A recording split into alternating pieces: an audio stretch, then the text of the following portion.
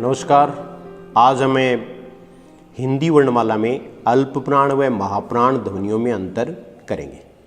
तो देखिए दोनों में क्या अंतर होता है। और इसमें देखो प्राणत्व के आधार पर ध्वनियों के दो भेद हैं, अल्प प्राण व महाप्राण। अल्प प्राण ध्वनि वो होती है जिसमें कम प्राणवायु की आवश्यकता होती है, और महाप्राण ध्वनि वो होती है जिसमें अधिक प्राणवायु की आवश्यकता होती है। लेकिन इससे हमें कुछ समझ में नहीं आता है, इसलिए इसको एक सरल तरीके से हमें समझ सकते हैं कि ऐसी वर्ण ध्वनियाँ जिनके उच्चारण में कम श्वास की आवश्यकता पड़ती है वो अल्प प्राण ध्वनियाँ हैं, और जिनमें अधिक श्वास की आवश्यकता पड़ती है वो महाप्राण ध्वनियाँ हैं। दूसरे प्रकार से भी समझ सकते हैं कि जिन ध्वनियों के उच्चारण में श्वास कम गति से बाहर निकलता है वो अल्प प्राण ध्वनियाँ हैं, और जिनमें अधिक गति से बाहर निकलता है वो महाप्राण ध्वनियाँ हैं। इसका हमें एक प्रैक्टिकल करके भी पता लगा सकते हैं। आपको अपने मुंह के आगे हथेली लगानी है ऐसे, और फिर उच्चारण करना है, और उच्चारण करोगे तब ये देखिए जैसे मैंने उच्चारण किया कै, श्वास नहीं टकराया, इसलिए ये अल्पप्राण ध्वनि है। फिर मैं उच्चारण करूंगा खे, तो इसमें श्वास टकराया है, इसलिए खे कौन सी है? महाप्राण ध्वनि है। ये प्रैक्टिकल करके आप देख सकते हैं, इससे भी आप पता लगा सकते हैं। छोटे बच्चे को भी अल्पप्राण और महाप्राण में अंतर बता सकते हैं। और अब ये देखिए कि हमने किस प्रकार से अल्पप्राण और महाप्राण ध्वनियों को अलग अलग किया है। इसके लिए एक सरल तरीका है, और वो ये है कि आपने ताश तो खेली होंगी, तो 5 ताश के पत्ते हैं, 2 खिलाड़ी हैं, उनमें आपको क्रमबद्ध रूप से बांटनी है। बस आपको बेईमानी नहीं करनी है, उनको बिल्कुल सीरियल से वो ताश के पत्ते बांट दो, उसके बाद में कोई प्रॉब्लम नहीं होती।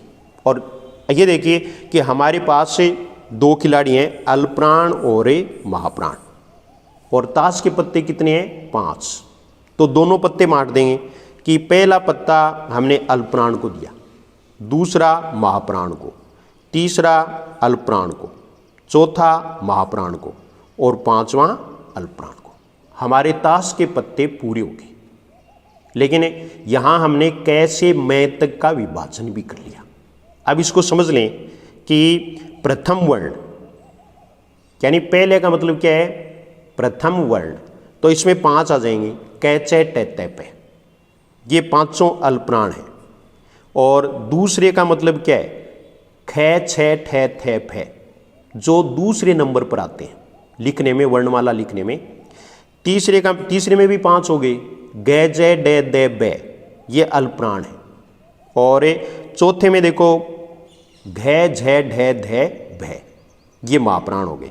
और पंचम 5 हैं, ने ये ने ने में। इस प्रकार से ये 15 वर्ण हो गए, और ये 10 वर्ण हो गए। अब आपको देखना है, क्योंकि हमने 2 खिलाड़ी सिलेक्ट किए थे, अल्पप्राण और महाप्राण। अब इन दोनों में से जीता कौन सा? अल्पप्राण जीत गया, क्योंकि इसके पास कितने, यानी इसके पास हैं वो 15 ताश के पत्ते आ गए, और इसके पास 10 ही आए, इसलिए पहले बारी इसकी है अल्पप्राण की। इसलिए वर्णमाला में मैं के बाद वाला सबसे पहले ये लेगा, तो ये रेलवे रह जाएंगे अल्पप्राण के पास, और से है चले जाएंगे महाप्राण के पास। इस प्रकार से व्यंजनों का अलग अलग विभाजन हो गया, अल्पप्राण में और महाप्राण में। फिर अब नंबर किसका आया? अल्पप्राण का गया, अल्पप्राण की बारी आ गई। और अल्पप्राण की बारी आ गई तो सारे स्वर हैं वो किसके पास रह गए? अल्पप्राण के पास ही रह गए। अब ये देखिए आप कि अल्पप्राण ध्वनियाँ इतनी हो गई, 5, 5 10, 5 15, 4 19 और 11 30, यानी 30 वर्ण ध्वनियाँ अल्पप्राण हैं। और ये देखिए 5, 5 10 और 4 14, ये 14 हैं वो महाप्राण ध्वनियाँ।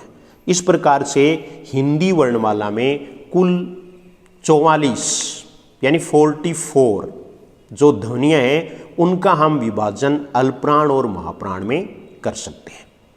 अल्पप्राण और महाप्राण में प्रश्न किस प्रकार से आते हैं वो भी आपको देखना है कि जैसे पहला प्रश्न तो यह रहेगा कि अल्पप्राण ध्वनि कौन सी है और महाप्राण ध्वनि कौन सी है। लेकिन कई बार है वो इस तरह के प्रश्न भी, जैसे व्याख्याता में पहले ये प्रश्न पूछा हुआ है और वो आप देखिए कि पहला है उसका महाप्राण दूसरा होता है और तीसरे का चौथा होता है उसी वर्ग में, ये ध्यान रखना है। और पांचवा है इसका होता ही नहीं, इसका है लगा करके अब बनाया गया है, जिसकी चर्चा हम कर लेते हैं। जैसे उदाहरण के तौर पर देखो आप कि क का महाप्राण ख है और च का महाप्राण छ हो जाएगा।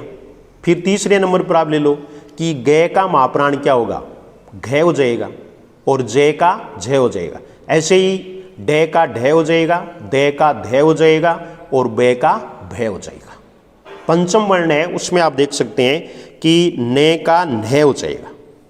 न का महाप्राण क्या है, न है लगाकर बनाएंगे और मैं का मह हो जाएगा और ले का लह हो जाएगा। ऐसे कुछ है ना वो रे का रह भी करते हैं, जैसे ये रे तो रे का रह ये भी करते हैं, लेकिन ये ज़्यादा प्रचलन में नहीं है। केवल आपको इतना याद रखना है कि न का नह, मैं का मह और ले का लह हो जाता है। तो इस प्रकार से अल्पप्राण और महाप्राण ध्वनियों में हम अंतर कर सकते हैं। अब कोई भी हमें पूछे नहीं कि बताओ झ कौन सी ध्वनि है, तो आप नंबर से गिनेंगे कि झ कौन से नंबर पर आता है, तो च, छ, ज, झ चौथे नंबर पर आया और चौथे नंबर का मतलब क्या है, महाप्राण। इसलिए झ कौन सी ध्वनि है, महाप्राण ध्वनि है। ऐसे हमें प्राणत्व के आधार पर ध्वनियों के दो भेद आसानी से कर सकते हैं, उनमें अंतर भी कर सकते हैं। तो आज हमने अल्पप्राण व महाप्राण ध्वनियों में अंतर किया।